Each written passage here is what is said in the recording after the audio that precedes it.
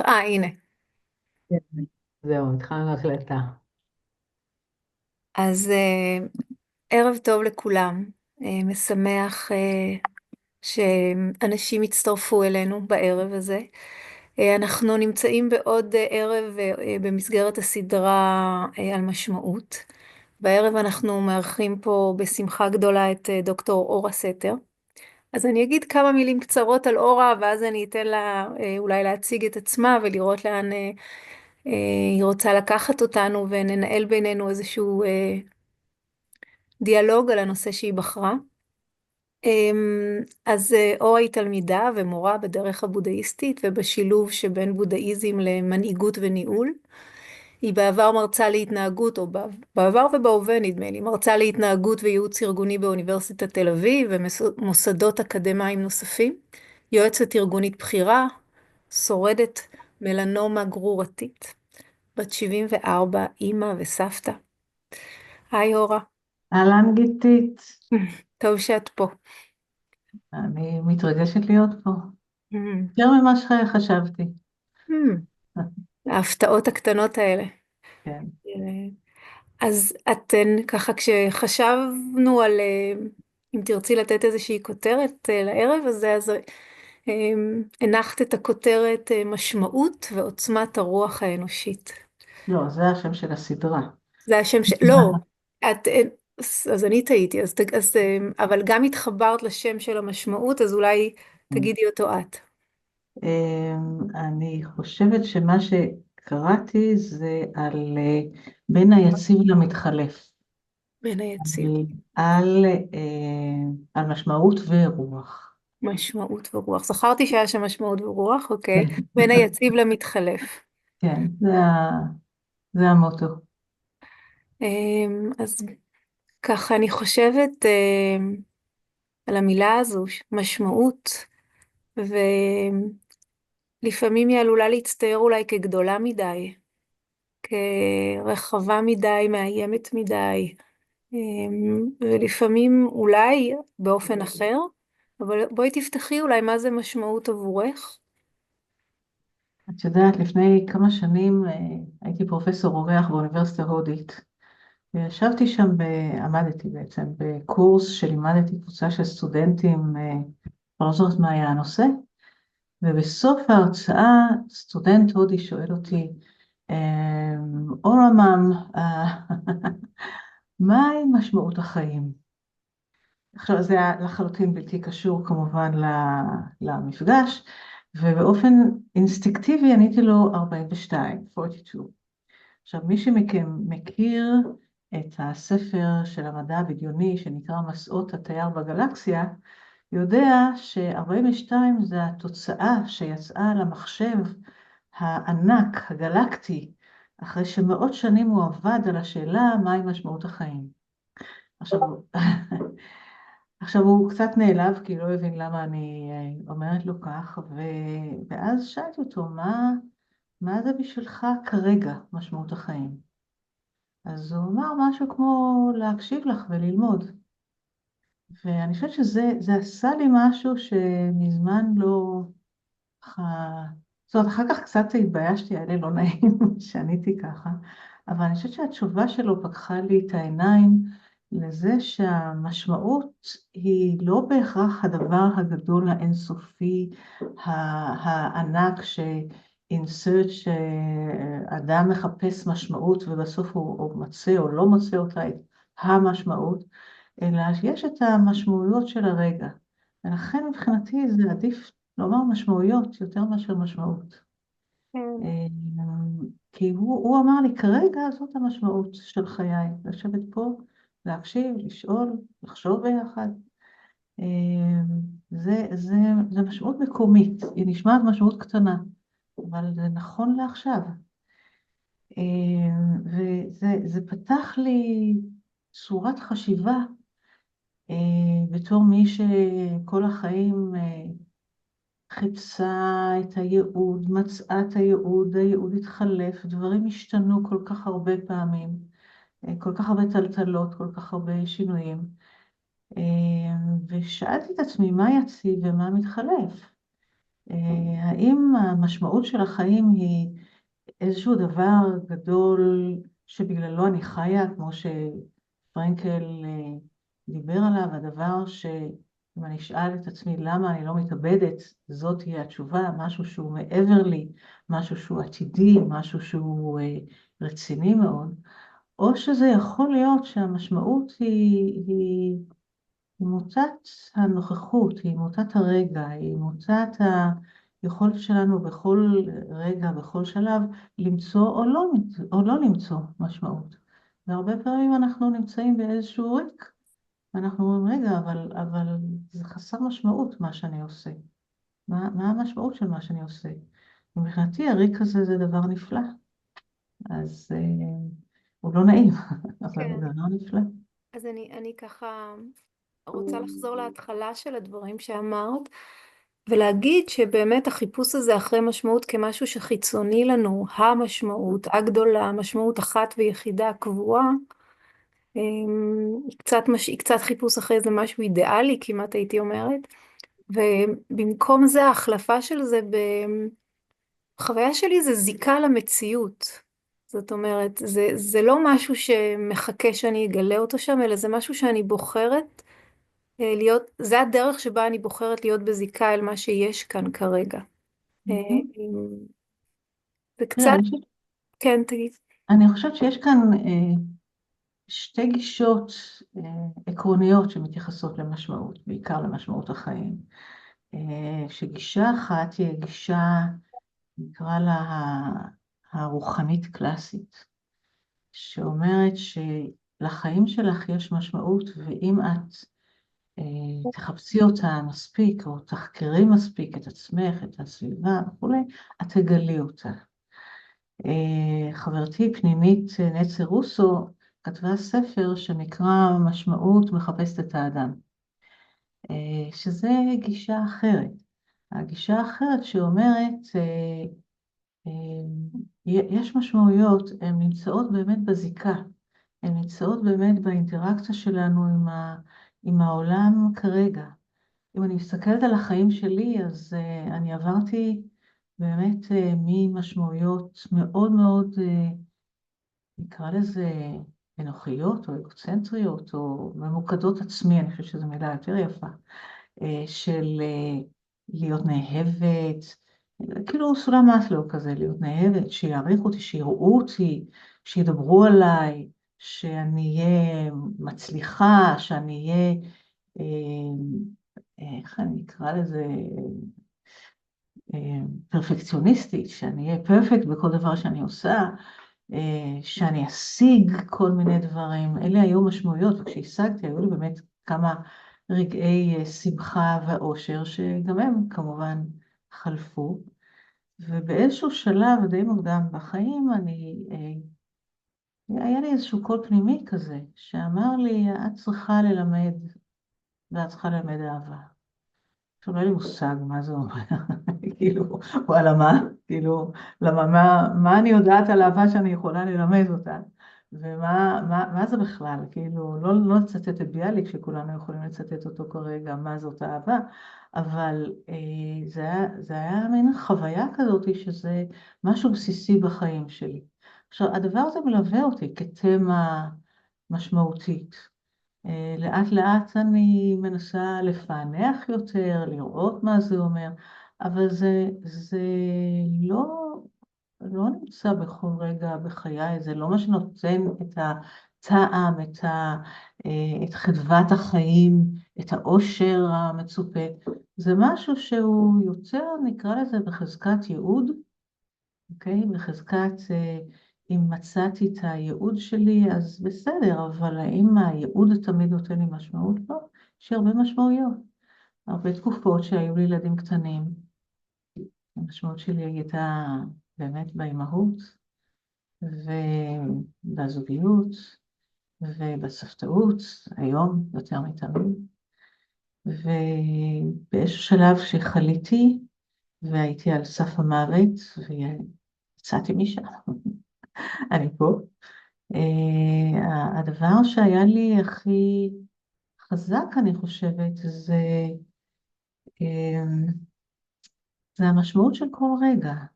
זה לקום בבוקר ולראות שאני קמה.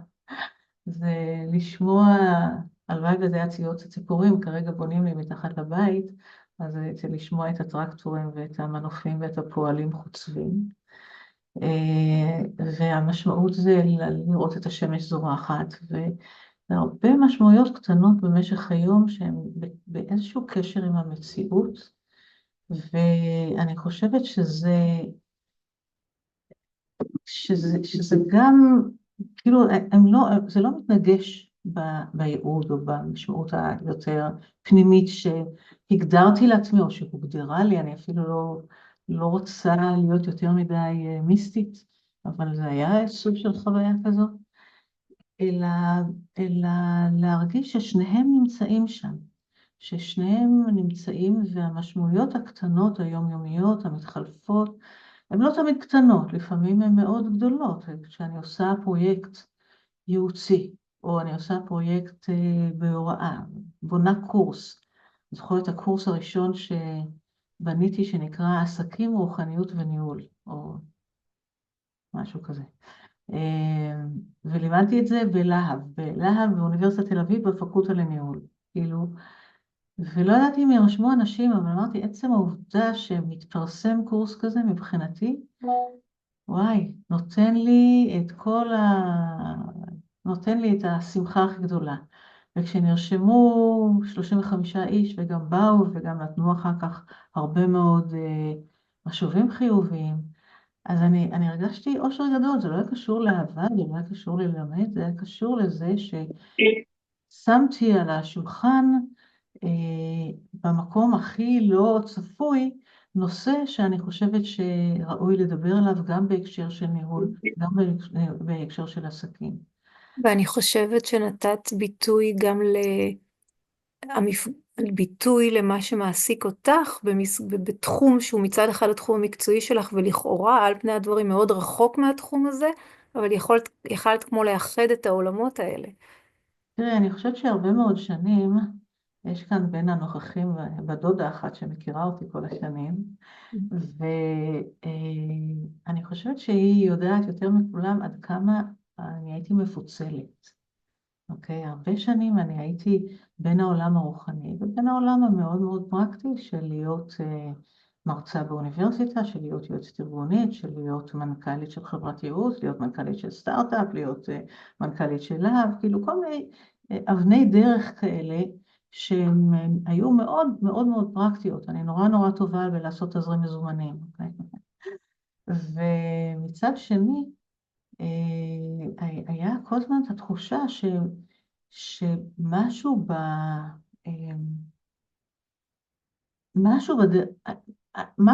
הדרך שאני עושה את זה היא דרך טובה, אבל מה שאני עושה הוא לא מה שאני באמת, באמת, באמת רוצה לעשות. עכשיו, אני חושבת שהרגע שהחלטתי, זה היה ב-2007, לא דיברו אז לא על מיינדפולנס ולא על רוחניות, וזה היה מאוד קשה להביא את זה, אבל להביא את שני הצדדים האלה שלי ולהפוך אותם לצד אחד, למי שאני, ולהביא את מי שאני. אני חושבת שזה היה, שוב, אחד הרגעים שהחיבור הפנימי הזה נתן לי להרגיש שמה שאני עושה הוא בעל משמעות.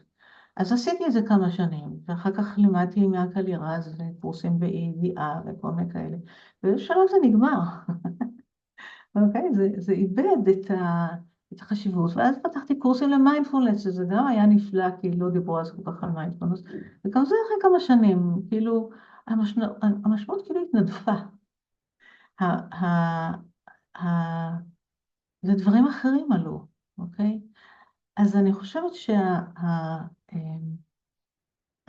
שהאיחוד הזה נשאר בי. אני היום יכולה לדבר על רוחניות באותה מידה שאני יכולה לדבר על אה, לוחות זמנים ועל תוכניות עבודה, אוקיי?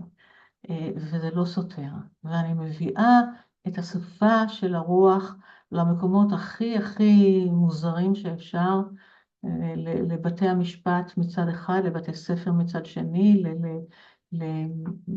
למנכ"לים וארגונים עסקיים מצד שלישי, מדברת, אבל השפה הזאת היא שפה כבר משולבת. ומדי פעם משהו אחר עולה, ומשהו אחר עושה לי את את הסיבה לחיות באותו רגע. כן, אני חושבת, לפחות בחוויית החיים שלי, שככל אבל שאני מאפשרת לעצמי להיות, לדבר את השפה הפנימית שלי, נאמר את זה ככה, whatever, היא כמו שבייחוד הזה שעשית בין שני העולמות, אז אני גם פתוחה יותר באמת אל המשמעויות המשתנות. זאת אומרת, זה כמו, זה שני רבדים שמשלימים אחד את השני. האחד זה, אם נרצה רובד אחד, זה הרובד שבו אני מאפשרת לעצמי להיות אותנטית עם מי שאני, עם, תקראי לזה ייעוד, עם שפה פנימית, עם קולות פנימיים. ואז כשזה מתאפשר, אז שזה אמיץ, צריך לומר, זה אנחנו הרבה פעמים מתחבאים מאחורי מה מקובל, מאחורי כל מיני מסכות.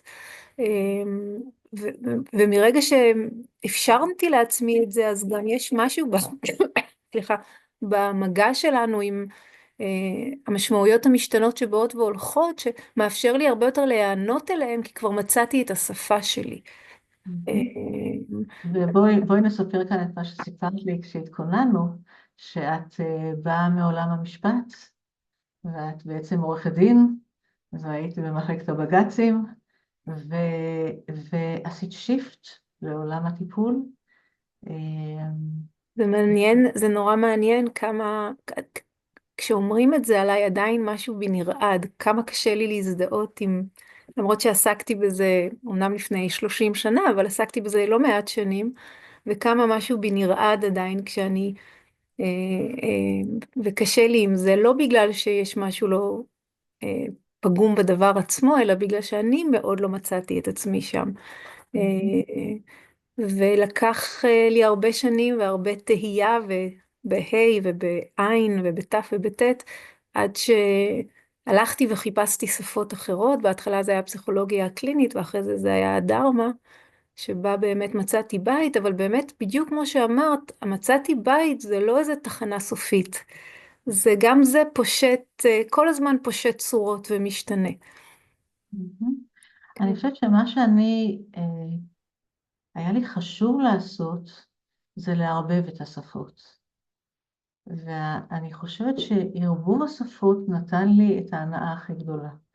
אם אני לא יודעת, גם אה, הנאה, אני חושבת, זה משמעות, אוקיי?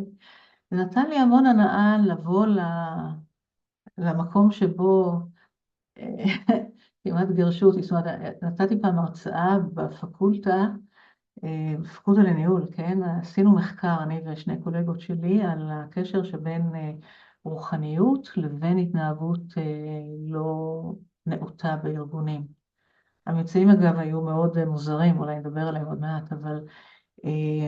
ואז הצגתי את זה בכנס שהיה אצלנו בפקולטה, כנס בינלאומי להתנהגות ארגונית, ואני הצגתי את זה, ואז ניגש אליי אחד המרצים, שוחר טובתי, ואמר לי, אבל למה את חייבת לקרוא לזה רוחניות?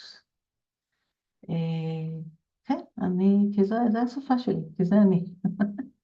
כי אני מוכנה לוותר על כל מיני, אה, אם אתם רוצים, על קידום, על קריירה אקדמית רצינית, בשביל להיות מסוגלת לערבב בין מחקר כמותי אגב לחלוטין, אה, לבין, להעיז לומר שגם לניהול יש בסיס רוחני. ואגב, אני פעם לימדתי במכללת תל אביב-יפו, לימדתי קורס שקראתי לו הבסיס הרוחני של הניהול. ונתנו לי ללמד, אמרו, תשמעי, אם יהיו 3-5 תלמידים, אז אולי לא, אבל אם יהיה קצת יותר, אז נפתח. נרשמו 60, 60 תלמידים, נרשמו לקורס הזה. מעיד על הצמא הגדול שיש. כן, או שזו השעה הייתה נוחה. זה גם אפשרות, זה נכון. זה תמיד אפשרות. אבל, ובאמת אחרי 2 שיעורים אני הבנתי שאני לא מדברת איתם בשפה הנכונה, ושיניתי שפה, כי לאט לאט הצטמצמו המספרים, ואחר כך הם חזרו והכיתה התמלאה מחדש, ואנשים כתבו עבודות מדהימות, מרגשות, מרעננות, כי אני יכולה בעת או בעונה אחת לדבר על שני הדברים. ותמיד מרגיז אותי כשאני מגיעה לארגון, לא נעים לומר, אפילו ארגון שחלק מכם מכיר אותו מקרוב, ולראות שהמנהלים שלו הם כל כך רוחניים שהם לא שמים לב לפן נניח העסקי הכלכלי. הם עושים שטויות, אוקיי? גם לעצמם, גם במה שקשור לעצמם וגם במה שקשור לארגון. והיכולת לבוא ולומר, זה לא סותר, לא רק שזה לא סותר, בואו נשלב בין הדברים, בואו נביא רוח לניהול, אבל בואו נביא גם ניהול לרוח, אוקיי? אני חושבת שזה היה באמת אחד הדברים שעשו לי, שוב, אושר גדול, היכולת לעשות את השינוי, ערבוב. בלי לוותר, כן. אז אני חושבת שכשאני מדברת על משמעות, זה היה המקום שבו אני הרגשתי, מצד אחד עבדתי הכי קשה בעולם, ומצד שני אני הרגשתי המון שמחה, עם כל הקושי, עם כל האומץ שזה דרש ממני. אני הייתי בטוחה שאנשים ידעו אותי, כאילו, חלק גם ידעו אותי. לא ידעו, אבל כאילו התייחסו אליי כן, כזאת מוזרה. אבל אני חושבת שהיום זה כבר די מובן מאליו, והצעירים בטח מדברים בשפה הזאת. אז אני חושבת שאפילו המקום הזה של לעשות את הפעולה הזאת, שהייתה לפני, לא יודעת, 2007, כמעט 25 שנה, כמעט 20 שנה, אה, עבורי בעלת משמעות נורא גדולה. אם אני מסתכלת ואני אומרת מה היו הרגעים המשמעותיים בחיי, זה היה אחד הרגעים, אוקיי? להביא את זה לאוניברסיטה, להביא את זה למנהל עסקים, להביא את זה למנהיגות, להביא את זה למנהלים, אה, ולא להיבהל ונבהלתי, כן, לא גיבורה גדולה, אבל לא, זה לא להיבהל, אלא לא לפעול מתוך פחד או מתוך בהלה כדי כן, לעשות את זה. ואני חושבת שהרבה מהאנשים גם שיושבים כאן מכירים את החוויה הזאת, שאנחנו נמצאים ככה בעולמות, נקרא לזה יותר רוחניים, בין אם זה עולמות יהודיים, בין אם זה עולמות בודהיסטיים, העולם הרוחני שנותן לנו את התחושה that we count, שאנחנו עושים משהו בעולם, שאנחנו שווים משהו בעולם, אבל המשהו הזה הוא לא בהכרח, לא רק בעצם קיומנו, הוא גם בדברים שאנחנו עושים, גם בדברים שאנחנו לא עושים, בדברים כן. שאנחנו מפסיקים לעשות. ואולי אני חושבת פתאום על הקשר שבין משמעות לשמחה. אמ, זאת אומרת, המקום הזה שבו אנחנו שמחים בעשייה שלנו, שמחים בתנועה שלנו.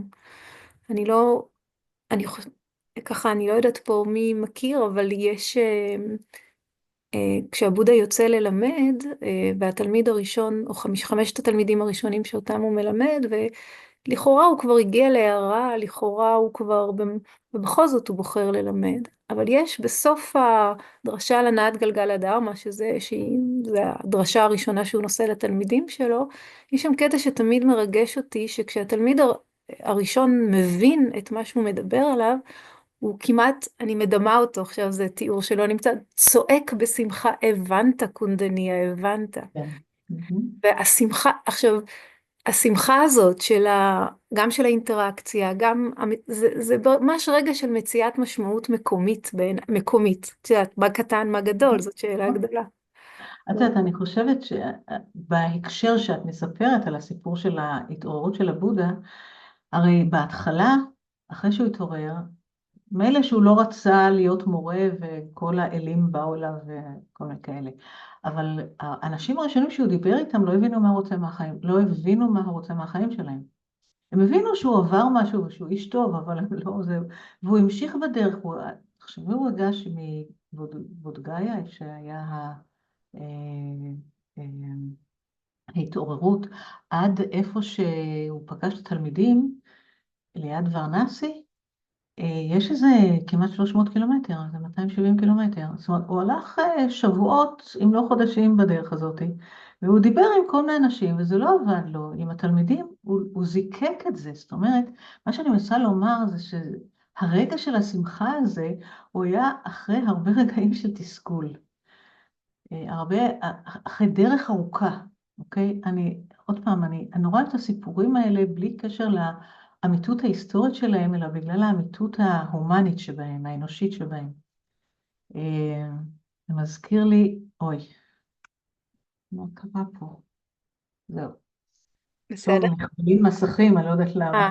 אוקיי.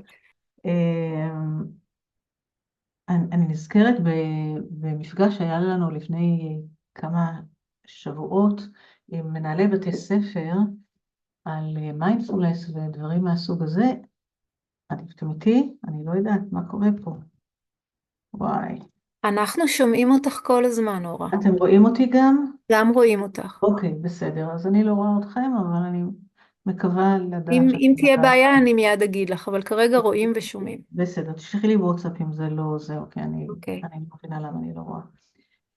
בכל מקרה, הייתה שם תמר חביב, שהיא המנהלת של פרויקט בתי ספר סגול ברייכמן, והיא סיפרה על זה שכשאתה לומד משהו חדש, אתה צריך להיות כמו מישהו שעובר ביער סבוך. ויש לך מצ'טה ביד, ובהתחלה אתה עובד ואתה נסרט וכואב לך, והיד שלך כבר כואבת מכל הזה, ואתה רוצה להפסיק, אבל אתה חייב ליצור את הדרך.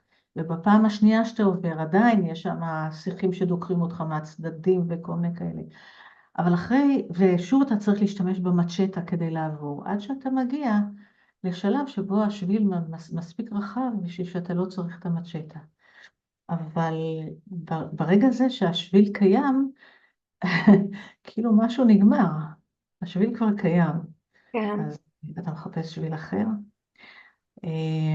וזה מזכיר לי, כאילו בהשתנות הזאת, ואת המילה שאמרת מקודם, המילה של תנועה. כי האתר שלי, קוראים לו חלון לרוח. חלון הרוח מבחינתי זה לא רק to the spirit, זה גם to the wind, אוקיי? בעברית זו אותה מילה, זה מה שיפה בזה. ואני חושבת על חלון, כאילו מה עושה חלון פתוח בחדר? אם החדר סגור, אין תנועה, אין תנועת אוויר, אוקיי? אבל אם אלא אם כן אני מדליקה מזגן, אבל זה אוויר ממוחזר. אבל אם אני פותחת חלון, נכנס אוויר חדש ונותנת תנועה. אני חושבת שחלק גדול מהמשמעות שאני חווה, ואני מרגישה את הצורך לא לדבר כאן באופן תיאורטי או מדעי, אלא באמת באופן אישי, זה העובדה שהתנועה נותנת משמעות, שהיכולת שלי לעבור מדבר לדבר, לפעמים באותו יום מדבר לדבר, ולפעמים במהלך של שנים מדבר לדבר. ולפעמים אני נתקעת, היו לי לא פעם ולא פעמיים ולא 5 פעמים בחיים שאני הרגשתי שאני תקועה לחלוטין, שאין לי מושג מה אני הולך לעשות, שאני איבדתי משהו ואין לי מושג לאן הדרך מובילה עכשיו. ואחד הדברים שלמדתי קודם כל תיאורטית ואחר כך מעשית, זה לתת אמון שאני אמצא את הדבר הבא, כי הוא יגיע, שכאילו אני עשיתי מין פירוק עצמי, שהוא חלק מיצירת משמעות, זה הפירוק של האישיות היותר נוקשה שלי, היותר מבוססת שלי, היותר, נקרא לזה מרובעת שלי, ואני צריכה לבנות מחדש, אין לי מושג איך ומה ולמה, ולמדתי מתוך תורת המורכבות ותורת הכאוס בעיקר, סף הכאוס מאפשר לנו יצירה של דברים חדשים. ולכן מה שאנחנו צריכים זה את הסובלנות לרגעים האלה של התקיעות, שאין לנו מושג, אין לנו מושג בשביל מה אנחנו חיים, אין לנו מושג מה אנחנו עושים, אין לנו חשק יותר לעשות מה שעשינו. אנחנו לא מוצאים משמעות בשום דבר. זה לא אומר שאנחנו לא נמצא זה אומר שאולי המשמעות תמצא אותנו, מכיוון שאנחנו פועלים בעולם ונמצאים בעולם, ונפגשים עם אנשים ונפגשים במצבים. לפעמים קראנו מאמר בעיתון או בז'ורנל מקצועי, לפעמים פגשנו בן אדם ברחוב או בבית קפה או בחוץ לארץ או משהו, ומתוך שיחה נוצר משהו. לפעמים מישהו פונה אלינו ומבקש מאיתנו משהו שאולי אפילו לא בא לנו לעשות אותו, אבל פתאום אנחנו מבינים, תוך כדי זה שהחלטנו לעשות את זה, שוואו, עולם חדש נפתח. והתנועה הזאת גם מאפשרת לנו למצוא משמעויות, רוב משמעויות בדברים שאנחנו עושים. למשל, עוד פעם, אני אקח מהחיים שלי, שוב, נמצאת כאן הדודה שלי שהיא מנגנת נפלא, ואחותה היא ציירת נהדרת, ואני יודעת לדבר.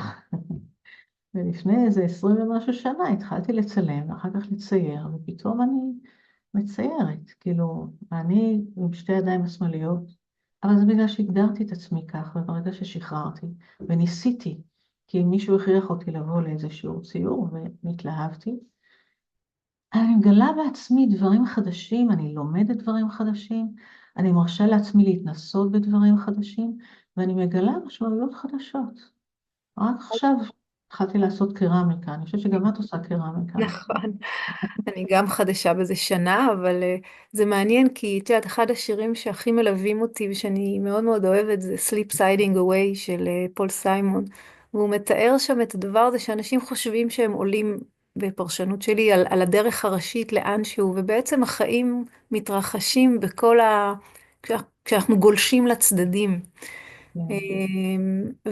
ואני מוצאת שהמון פעמים אני חשבתי שאני נכנסת לאיזה תלם, ובסוף לא התלם הניע את החיים שלי, איזה דרך המלך שכזו, אלא דווקא כל ההתגלשויות האלה הצידה. ויש לי אין ספור דוגמאות לזה, ואיך בהם בסוף מצאתי אהבה ומשמעות, ודווקא בדברים הקטנים. אה, חוג הקרמיקה, הציור שאת התחלת בו ואת כבר לא חדשה בו, ואת כבר... אה, אה, וגם זה יכול להיות, אני זוכרת שהייתה לי לפני שנה וחצי בערך שיחה עם רחל שקדי, והיא פתאום שאלה אותי, תגידי משהו שהיית רוצה לעשות, ולשמחתי, בלי לחשוב, אמרתי לה, את יודעת, אני אוהבת לדבר עם אנשים, אז אולי נעשה פודקאסט. ו... ו... ו... ואז אחרי יום היא אמרה, אז הנה, יש לי קשרים ברדיו מהות החיים, ובואי נעשה פודקאסט על זקנה ברדיו מהות החיים, ונורא נבהלתי, כי לא התכוונתי שתעשי, זה היה סתם משהו שזרקתי. וזה לא דברים גדולים, אבל בתוך הקטן הזה, כל מיני משמעויות, מתחבאות. כן, מתחבאות ומעניקות טעם. בדיוק כמו שאמרת, וכבר בשיחה המקדימה כל כך אהבתי את החלון הפתוח הזה, שנותן לדברים להיכנס, ואז, ומתוך אינטראקציה איתם נולד הטעם הזה. כן.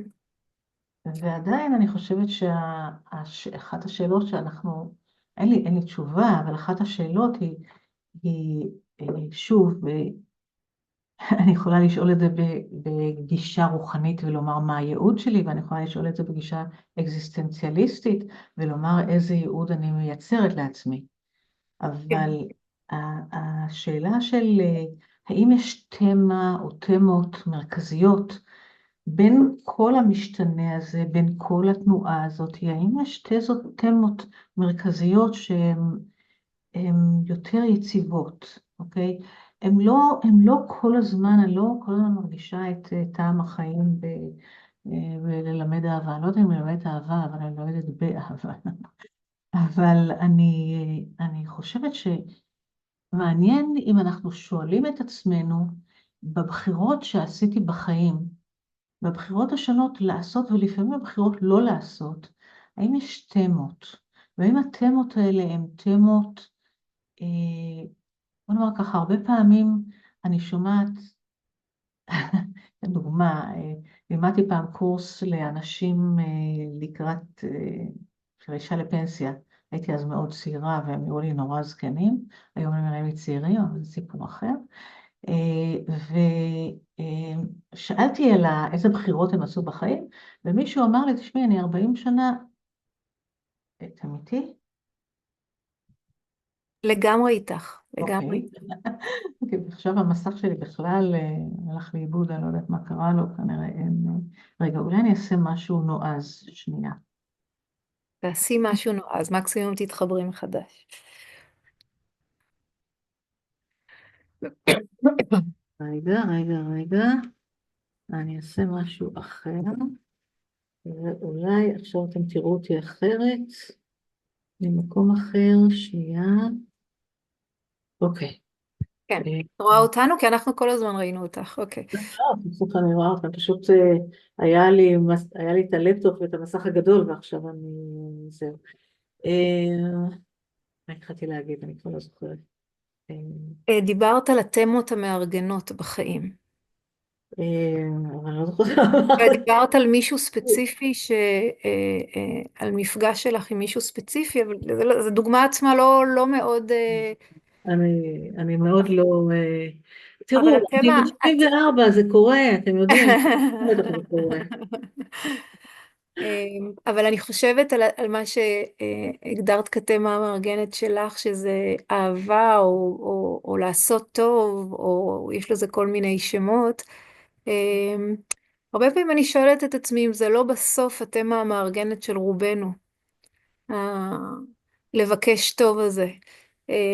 יש לזה שמות שונים, יש לזה, אם זה לא הכמיהה האמיתית של הלב, אני לא יודעת, אני לא אומרת את זה מתוך ידיעה כמובן, אבל אה, זה מזכיר לי ככה את השיר שלי, משיר השירים, תוכו רצוף אהבה. תוכו רצוף אהבה. אני לא יודעת, כי קודם כל אנחנו רואים גם רשעות בעולם, אנחנו רואים אותה במיוחד בשנה האחרונה, אבל אני חושבת אמ, אני חושבת שהצורך להיטיב הוא לא בהכרח דומיננטי, הוא אצל חלק מהאנשים שהם אולי מה שנקרא בנבולנס, אנשים שהם באמת רוצים לתת ופחות חשוב להם מה הם מקבלים, אוקיי? שמושג מדעי כזה, לעומת entitled שרוצים לקחת יותר מאשר לתת. אבל אני חושבת שלמשל צורך ליצור, לפעמים לבד, ולפעמים גם בלי למכור, בלי לתת, אבל הצורך ליצור משהו ומציאת משמעות ביצירה הוא לא בהכרח הצורך להיטיב, אוקיי? זאת אומרת, אני חושבת שהמניעים העמוקים האלה, ושוב, אני לא בטוחה שאני רוצה להיכנס מדעית, אני יודעת שאצל הרבה מאיתנו, כן מדעית, caring עושה לנו טוב, אוקיי? בשעה שאנחנו דואגים לאחרים, בשעה שאכפת לנו מאחרים, זה עושה לנו טוב. זה מיטיב איתנו, כשאנחנו טובים לאחרים זה מיטיב איתנו, אוקיי? אבל את יודעת, אני לא התכוונתי להיטיב במובן של להיטיב עם אחרים. התכוונתי כשאת יוצרת, כשאת מציירת, גם אם זה לא תמונה, גם אם זה לא ציור שאי פעם מישהו יראה, זה גם פעולה, זאת אומרת, זו פעולה שהיא נותנת ביטוי, נגיד, לפנימיות שלך, או את תגדירי את זה איך שתגדירי, אבל ולכן בעיניי היא פעולה מיטיבה בעולם. גם אם המושא שלה הוא לא אדם אחר, אלא את, או... תראי, אני חושבת יכול להיות שאפשר להסתכל על זה ככה, ואז אני הייתי אומרת שכשאני מסתכלת על מעגל החיים, אז אנחנו באמת בשנים הראשונות שלנו, עד גיל מסוים, אנחנו באמת מיטיבים עם עצמנו, ואולי דרך זה גם מיטיבים עם האחרים, אלא אם כן יש אנשים שתמיד הייתה להם את התשוקה באמת לעזור ולא רק להיטיב. אני חושבת שמה שקורה בגילאים יותר מבוגרים, זה הצורך להיטיב בעולם, לעשות טוב בעולם. אני זוכרת שלא פעם כשלמדתי על פסיכולוגיה התפתחותית, דיברו על זה שהחל מגיל מסוים, אנחנו יותר מוטים ל, ל, ל, לסבע, לשירות. יש, אני חושבת, אחד המודלים שאני הכי אוהבת, ושוב אני רגע בתיאוריה, מודל של ריצ'רד בארט בנוי על מאסלו, והוא אומר, מאסלו הגיע לפירמידה, אבל בעצם מהמקום הזה של הפירמידה נפתחת פירמידה הפוכה. והוא אומר, לנקודת המפגש הזאת, זה נקודה של טרנספורמציה. ומהטרנספורמציה הזאת יש שלבים בגדילה שהם כבר מופנים, אין בהם את הפן השלילי, למשל הצורך בהערכה, הצורך בכבוד, הצורך ביוקרה וכו', אלא הם הצורך לעשות אימפקט בעולם, או הצורך של הבודיסטווה או של הצדיק, to be in service, להיות בשירות, פשוט להיות בשירות. ואני חושבת שהרבה מאיתנו, כשאנחנו מגיעים לגיל מבוגר, אנחנו יותר ויותר מחפשים את זה, את המקום של להיות בשירות.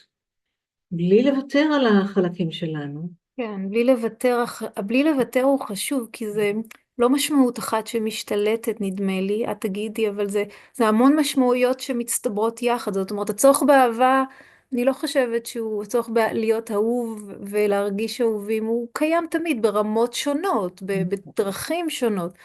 וזאת אומרת, נדמה שיש תקופות שיש משמעות אחת שהיא כמו בולטת יותר, אבל עדיין יש כל כך הרבה משמעויות קטנות או גדולות נלוות. זאת אומרת, זה כמו שיש בנו ריבוי זהויות, יש בנו גם ריבוי משמעויות. אני חושבת שריבוי הזהויות, או ההכרה שלנו בריבוי הזהויות שלנו, מאפשר לנו באמת למצוא את הרגעים הקטנים, כי אם אני ברגע אחד, הזהות שלי היא זהות של מורה, וברגע אחר הזהות שלי היא זהות של ציירת, וברגע אחר הזהות שלי היא של סבתא, ואלה רק רולס, זה לא בהכרח הזהויות, אבל אז האפשרויות השונות האלה באמת נותנות לי המון אפשרויות להיות המון דברים. ואם אני יכולה להיות המון דברים ולא להיתקע בהגדרה חד-ממדית, כמו שאנחנו פוגשים את זה היום די הרבה לצערי, ביצירת הדיכוטומיות. כלומר, כשאני יוצרת דיכוטומיות, אני יוצרת טובים ורעים, ואני יוצרת גם בעצמי טובים ורעים, או טוב ורע, ואני חיה בדיכוטומיות האלה, הדיכוטומיות האלה מאפשרות לי לשנוא, הדיכוטומיות מאפשרות לי לבוז לאחרים, האפשרות האלה מאפשרות לי לא לראות את הסבל של האחר, ואם אני יכולה לא להיות בתוך הדיכוטומיות, גם לא של עצמי, אלא לראות את הזהויות השונות שלי ואת הפנים השונים שיש בי, אני חושבת שאני יכולה להיות גם ברגישות ובאהבה ובחמלה, גם לאנשים שמאוד שונים מדעתי, מאוד שונים מדתי. הייתי השבוע שעבר בברצלונה בכנס מקסים, ופגשתי שם בחורה חצי נורווגית, חצי פרואנית, שהתאסלמה, ונישאה למישהו מדובאי, שלא הבנתי אם אשתו השנייה, כי second wife, כאילו יש לו עוד אישה, או שהיא הייתה לו אישה ועכשיו היא אשתו, אבל זה לא ממש משנה. פרק ב', כן, זה לא משנה. ונוצר בינינו שיח כל כך יפה, מתוך כבוד הדדי, מתוך ניסיון להבין מה גרם לבחורה הקתולית להתאסלם, מתוך ניסיון להבין מה קורה לבחורה יהודייה עם מורשת יהודית ארוכת דורות, לפגוש את הבודהיזם ולחייך אליו בלי להפך לבודהיסטית, אבל אני חושבת אם אני צריכה להגדיר איזושהי זהות, היא גם זהות מורכבת, מה שלפעמים קוראים ג'ובו. Jewish Buddhist. אבל גם את היכולת הזאת לא ליצור דיכוטומיות, אלא ליצור את החיבורים, היא מאפשרת את התנועה, והתנועה מאפשרת לנו למצוא באמת את המשמעויות הקטנות והמאפשרות לנו להיות ברגע. ואם אנחנו יכולים את האפשרויות הקטנות האלה להיות ברגע, אנחנו יכולים להתמודד גם עם התקופות הריקנות של האובדן המשמעות הגדול יותר, אוקיי? אני חושבת שאנחנו נכנסים הרבה פעמים לדיכאון או לחרדה מזה שאנחנו פתאום איבדנו את עצמנו. אבל האיבדנו את עצמנו זה בגלל שאנחנו חושבים שיש לנו עצמנו אחד. ואם אני יכולה לראות את הזהויות השונות, את התנועה ביניהם, את האפשרות לנוע ביניהם, את האפשרות להביע את השונות שלי, אז אני יכולה לעשות דברים עד שאולי יגיע ההערה הבאה, אוקיי? או הדבר הבא, או המשמעות הגדולה הבאה. עדיין אני חושבת שהשאלה שכן אנחנו עדיין צריכים לשאול אותה, זה מה התמה המרכזית, מה מאפיין אותנו לאורך השנים, מה מאפיין את הבחירות שלנו. אני יודעת מה התחלתי לספר קודם, על האיש שאמר לי בקורס לפנסיה, ליציאה לפנסיה, שהוא 40 שנה בחר להישאר באותו מקום. והוא היה נורא מאוכזב מעצמו, כי הוא אמר, אני פחדתי, זה היה מפחד, זה היה... ואז ניסיתי לשאול אותו, מה גרם לך להישאר? מה היה הדבר שבגללו נשארת, שבגללו לא עזבת? ואז הוא דיבר על זה, על המשפחה, ועל החשיבות של העבודה שלו עבור המשפחה. ופתאום אתה מבין שיש משמעות, היא לא בהכרח בעבודה, היא לא בהכרח בתפקיד, אבל יש משמעות לחיים שלך, גם אם 40 שנה בחרת להישאר באותו מקום. ואני חושבת שגם כאן יש תנועה, אם הוא אומר לי 40 פעם בחרתי, זה תנועה, אפילו אם בחרתי באותו דבר. גם הבחירה החוזרת ונשנית באותה עבודה היא באה לשתף איך ההקשבה לרגע הזה משפיעה עליה? האם משהו השתנה בהרגשה שלה? אני חושבת שכן.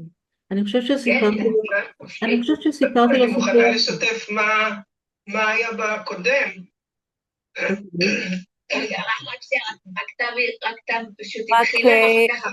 אני חושבת שצריך להשתיק, אני חושבת שזו שיחה אחרת שנכנסה. יעל, זה נורא צורם. משהו לא עובד טוב במיקרופון שלה. את רוצה לכתוב בצ'אט? אני יכול, לא? כן, רוני. גם להגיד שלום. אהלן. גם להגיד איזה כיף שרואים איך הילד הולך, איך הילד למד ללכת. וגם לבקש מאנשים לכתוב בצ'אט, אנחנו מתקדמים, לכתוב בצ'אט שאלות.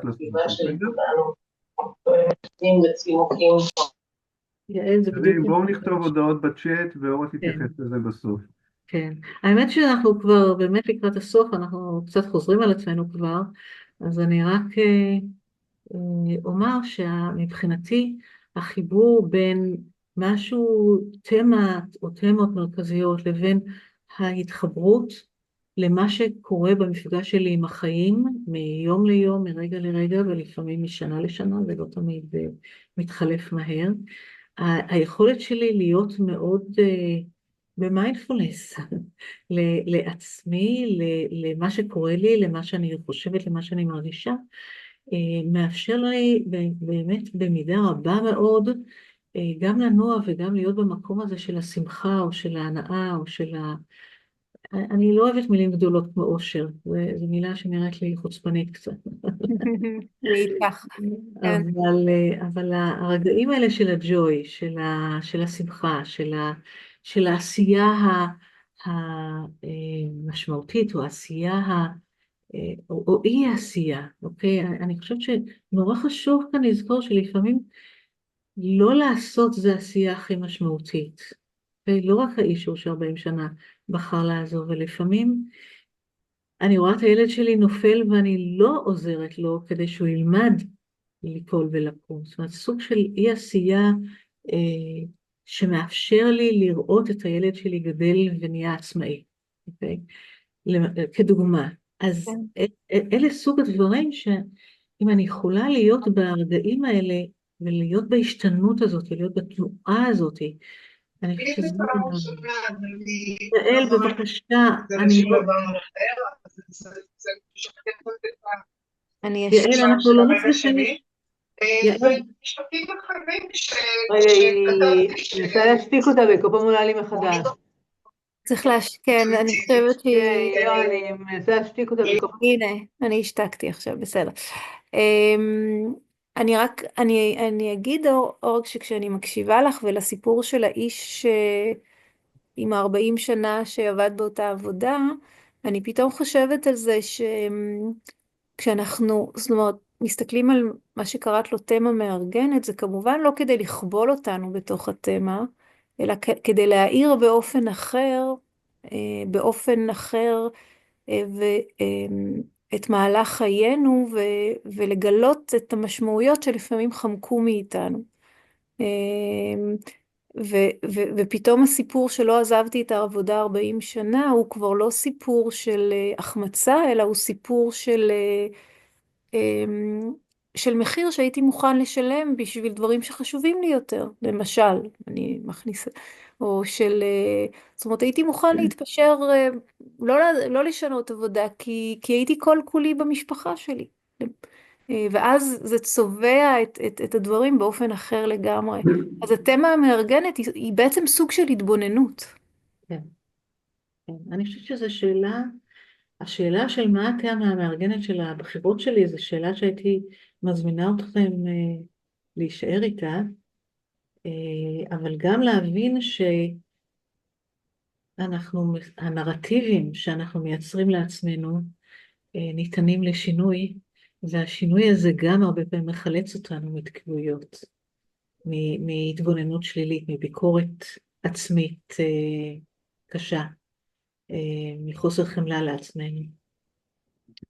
אני חושבת שזה הרגע לפתוח גם אני חושבת. לשאלות, אז בואו נעשה דבר כזה, בגלל שאנשים לא כתבו, בואו ננסה בכל זאת, כי אני חושבת שמקודם הניסיון לא היה מוצלח, כי זה לא היה באמת, זה פשוט הייתה שיחה אחרת, אבל מי שרוצה, או שיצביע, מי שיודע, או שלרגע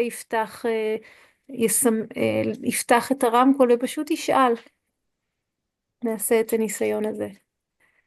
אני רואה פה שאלה בצ'אט, אני אקריא לך אותה, אורה. האם טעם החיים יכול להחליף את המילה משמעות? משום שתיארת, רק שנייה, זה נעלם לי. שתיארת שלל משמעויות כמו בופה ולוותר על הידיעה.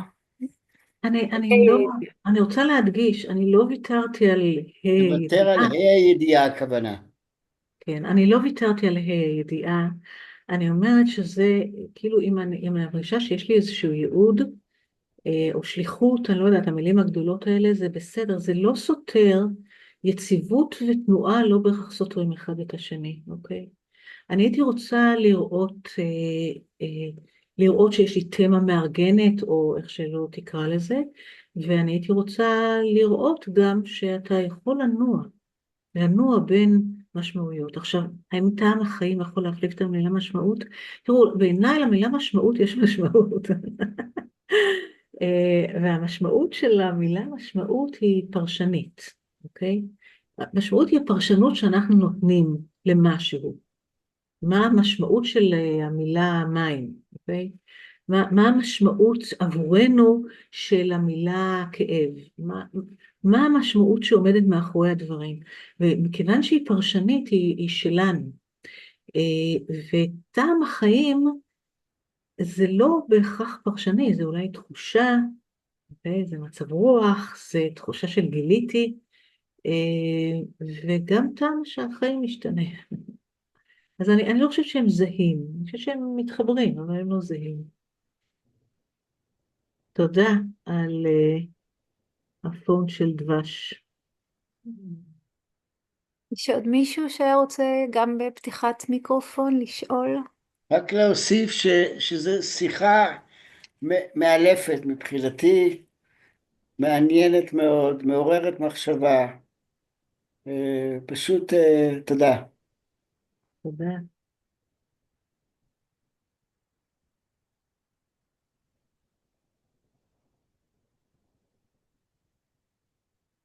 יש כאן 46 אנשים, ואף אחד לא רוצה עוד השארת לומר אותם, משהו. מאורה, השארת אותם ללא מילים, את יודעת, שיש אוקיי, כזאת בוא נעשה השפעה, כזאת שאלה. עוצמה, אנשים נשארים ספיצ'לס. אני בכל זאת רוצה להגיד לאנשים שזה אפרופו התנועה ופתיחת החלון שאורה דיברה עליהם, שיש משהו בלשאול, גם אם אנחנו לא בטוחים לגמרי בשאלה, שזה סוג של פתיחת חלון כזו, שזה מזמין דיאלוג. אז ככה, הזמנה, גם אם אתם לא בטוחים בשאלה, לפתוח חלון ולראות אם יכול, מה יצמח מהדיאלוג הזה. אני אגיד משהו לא ממש שאלה, אבל משהו שככה כתבתי לעצמי לגבי המצב של הכאוס שדיברת עליו, שהוא מצב שהדימוי שעלה לי כשחשבתי על הכאוס, כשדיברת עליו, היה של אדמה מדושנת, אדמה דשנה, אפילו אדמה שאחרי התפרצות נגיד של געש, שהיא אדמה מאוד מאוד שנה, שבאמת אם יש לנו אפשרות לא להיבהל מהמצב הזה ולהתבונן בו, אז באמת מצב, גם מהניסיון אני אומרת, באמת מצב יכולה להתרחש בו צמיחה מעניינת ופוריה. בתורת הכאוס אנחנו קוראים לזה emergence. זאת כן. אומרת, משהו שנובע. מבחינה זאת זה מאוד תואם את הדימוי שלך, שהוא יפהפה. הנביאה קורית כשהדברים מתפרקים ולא ברורים, ואז פתאום מתחילה להיות נביאה שהיא עדיין לא מקבלת צורה נורא ברורה, אבל זה קורה. עכשיו, למה זה קורה? זה קורה בגלל התנגשות החלקיקים, אוקיי? זה קורה בגלל שיש התנגשויות חדשות. ולכן, אחד הדברים ברגעים האלה, וזה אני גם אומרת הרבה מאוד, זאת אומרת, אני אומרת להרבה לאנשים שנמצאים במצב הזה של התקיעות, הרבה פעמים אני משוחחת עם אנשים שמרגישים ככה תקוע, אני אומרת, המצב הזה שאני אומרת, תשמחו בכאוס, זה מקום טוב, לא אומר, אוקיי, תשבו בבית עד שתבוא ההתגלות הגדולה, אלא להפך. בואו תיצרו מגע עם אנשים, תקבעו פגישות, תסתובבו, תלכו למקומות שלא הייתם בהם. תיצרו את האינטראקציה שיוצרת את ההתהוות גומלין שיכולה ליצור כמו החלקיקים המתנגשים, שמתוכם נובע משהו חדש. מתוך שיחות יכולו לעלות דברים שלא עלו על דעתכם. הרבה אנשים שהם, אני פוגשת אנשים אחרי צבא, אחרי שירות צבאי. יש לי גם בן כזה, בטח ראיתם אותו במוצאי שבת בטלוויזיה, מותר להשוויץ. אתה רואה אנשים אחרי צבא, חלק מהם הם בשוק, הם לא יודעים מה לעשות, הם איזה כמה שנים הולכים בהלם, כי הם מחפשים מישהו שייתן להם תשובה מה הם צריכים לעשות. הם רגילים לקבל את התשובות. ויש אנשים שאומרים, וואלה, איזה כיף, אין לי מושג מה אני הולך לעשות. אז בוא ניפגש עם העולם, בוא ניפגש עם אנשים, בוא נשוחח, בוא נתייעץ, בוא נראה מה קורה שם בכלל. מה הדברים שאני לא מכיר, בגלל שהייתי כל כך הרבה שנים במסגרת כזאת ואני לא יודע עליהם. עכשיו זה מפחיד, אוקיי? זה בעיקר מפחיד אנשים שהם עבדו הרבה זמן בארגון אחד, הם מכירים אותו על בוריו, הם יודעים את הפוליטיקה שלו, הם יודעים את השפה הפנימית שלו, את התרבות שלו, ופתאום הם מגיעים למקומות אחרים, הם לא מכירים את השפה לפעמים, הם צריכים זמן למידה, זמן להבין מה קורה שם בחוץ, מה קורה בעולמות אחרים. לפתוח חלון לרוח, פירושו מבחינתי גם לפתוח חלונות, אוקיי? ללכת להיפגש עם מציאויות שונות. אם יש משהו שבא לך לעשות, לך תבדוק אם זה באמת בא לך לעשות את זה, דבר עם אנשים שעושים את זה. אם את לא יודעת אם את רוצה, תראו, אנחנו מדברים כאן, אני חושבת רובנו אנשים לא ילדים, ואני חושבת שרובנו גילינו ביציאה לפנסיה, שאנחנו נמצאים פתאום במשבר זהות, כי הרבה פעמים אנחנו הזדהינו או עם התפקיד שלנו או עם הארגון שלנו. אני הייתי כמעט 40 שנה אור הסתר אוניברסיטת תל אביב, ופתאום אור הסתר מה? כאילו, לא הוצאתי כרטיס ביקור, כי אין לי מה לכתוב על כרטיס ביקור, אז שכתבתי חלון לרוח, שזה אומר משהו. אז המפגש עם אנשים, השאלות שאני שואלת, ההתייחסויות, גם אם אומרים לי שמשהו לא מתאים לי, גם אם אני אומרת לעצמי שזה לא מתאים לי, וואלה, אני אנסה, אני אוהבת ללמוד, אני אוהבת להיות מתחילה. יש את מושג תודעת המתחיל. בואו נראה את תודעת המתחיל עם כל מיני דברים שאנחנו לא מכירים. בגיל שלנו, ללמוד דברים חדשים. AI, כמה מכם נכנסים ל-AI, אני מקווה שרובכם או רובכם, אבל לשחק עם זה, זה חדש, זה קורה עכשיו. בואו, במקום לפחד מזה, בואו ננסה, בואו נראה אם יוצא לנו משהו מזה, חדש, שלא ידענו. פגישות עם אנשים, פגישות עם מקומות חדשים, טיולים, אני מניחה שרובנו עושים, אם אנחנו יכולים. אז המפגש עם העולם מייצר לנו המון הזדמנויות לגלות זהויות שלא הכרנו, או לפתח זהויות שהזנחנו, או לחדש זהויות שהתעייפנו מהן. גם זה יכול לקרות. תודה. יש עוד מישהו אחרון, למרות שהזמן שלנו נגמר, אבל אם יש עוד מישהו שחשוב לו לשאול, אז זה הזמן. אז אני רוצה מאוד מאוד להודות לך, אורה. השילוב שככה, השילוב הזה של השפות היה ניכר היטב, ללא גבוה ונמוך, הן כולן גבוהות, אבל בין אקדמיה לאישי, לרוחני, והן התערבבו היטב. אז תודה גדולה. תודה לך, גיתית, כי באמת הצלחנו, אומנם דיברתי יותר, אבל הצלחנו לנהל דיאלוג, כמו שקיוויתי שנהל. רוני, רונית, נורא תודה על ההזדמנות. אתם, מי שלא מכיר ומי שלא יודע, הם מובילים יחד עם רחל את חוכמת ההזדקנות, ואני חושבת שזה אחד הארגונים החשובים ביותר, והמועילים ביותר, והמיטיבים ביותר שאני מכירה. אז כדאי לך. תודה אורה. תודה אורה, היה ממש מעשיר. תודה. תודה רבה. תודה ולהתראות. תודה רבה. חברים, להתראות. שיהיה טוב. תודה לך אורה רבה. אני אגיד שיש לנו מחשבות להקים את התנועה לחקר המשמעות. מה שנקרא, תצפי לשיחה, תצפי לשיחה. התנועה לחקר המשמעות בתנועה. ממש, ממש, ממש, כי זה לא רק, אתה יודע, זה לא איזה מכון מקובע, זה לא איזה חדר, זה אקטיביזם, זה אקטיביזם מבעבע, זה תשוקה לעשייה. בקיצור, לדבר בקרוב, וגיתית נהדרת, תודה רבה שהחזקת מרחב. תודה רבה, גיתית. תודה רבה. ואני הולך ללכת אחורה, זה שיעור נהדר ללכת אחורה.